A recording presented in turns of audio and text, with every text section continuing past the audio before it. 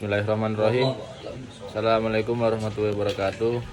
Di sini saya akan mempresentasikan tugas mata kuliah kewarganegaraan yang diampu oleh dosen Bapak Muhammad Tulus MPDI dengan NIM 240101110252 dengan judul Ketahanan Nasional. Latar belakang: setiap bangsa memiliki cita-cita nasional sebagai arah dan pedoman dalam membangun negara, termasuk Indonesia, yang tujuannya tercantum jelas dalam pembukaan UUD 1945. Dalam mewujudkan cita-cita tersebut, Indonesia menghadapi berbagai ancaman, tantangan, hambatan, dan gangguan, baik dalam maupun luar negeri. Oleh karena itu, diperlakukan ketahanan nasional sebagai kekuatan strategis yang menopang proses pencapaian tujuan nasional. Sepanjang sejarah, bangsa Indonesia telah menunjukkan ketahanan luar biasa dalam menghadapi penjajahan, gerakan, serta berbagai krisis dan permasalahan seperti KKN. Rumusan masalah. Apa yang dimaksud ketahanan nasional? Apa saja aspek-aspek ketahanan nasional?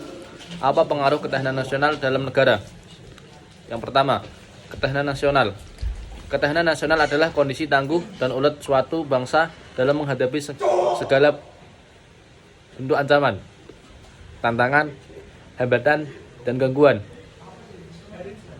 baik dari dalam maupun luar negeri, demi menjaga eksistensi, identitas, dan integritas bangsa serta mencapai tujuan nasional secara etimologis.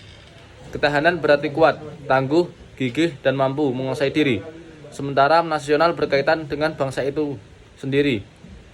Menurut Lemhanas, ketahanan nasional mencerminkan kemampuan bangsa dalam menghimpun dan mengarahkan seluruh kekuatan nasional untuk mempertahankan kelangsungan hidup dan cita-cita bangsa. Yang kedua, aspek ketahanan nasional. Aspek-aspek ketahanan nasional secara umum mencakup 8 gatra aspek kehidupan nasional yang terbagi menjadi 2 kelompok besar, yaitu yang pertama gatra alamiah dan yang kedua gatra sosial.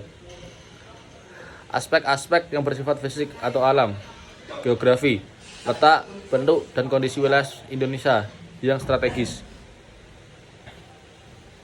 Kekayaan alam, sumber daya alam yang tersedia dan potensi pemanfaatannya. Yang ketiga, demografi, jumlah penduduk, sebaran, komposisi, dan kualitas sumber daya manusia. Yang kedua,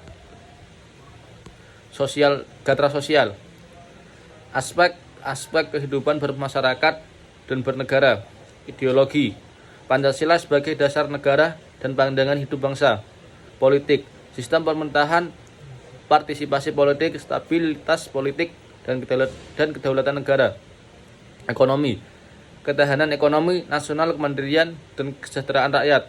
Yang keempat, sosial budaya, nilai, norma, adat, serta integrasi sosial masyarakat, pertahanan dan keamanan, kemampuan menjaga kedaulatan negara dari ancaman, baik dari dalam maupun luar.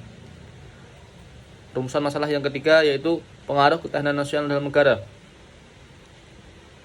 Pengaruh ketahanan nasional dalam negara. Yang pertama, menjaga kedaulatan dan keutuhan wilayah dari ancaman.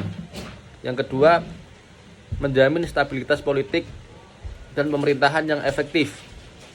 Yang ketiga, mendukung kemandirian ekonomi dan ketahanan terhadap krisis. Yang keempat, memperkuat persatuan nasional dan mencegah konflik sosial. Yang kelima, menambah daya saing global dan kesiapan menghadapi ancaman luar. Yang keenam, mendorong kesejahteraan rakyat melalui pembangunan yang stabil.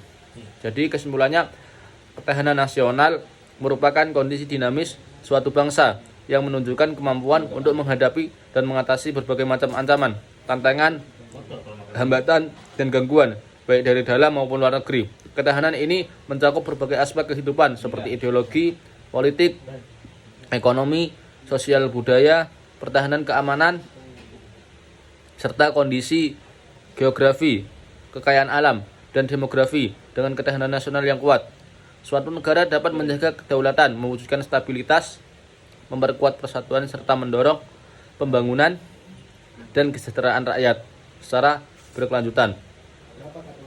Mungkin cukup sekian presentasi saya untuk memenuhi tugas mata pelajaran kewarganegaraan. Nuhun wal kalami mas turun. Assalamualaikum warahmatullahi wabarakatuh.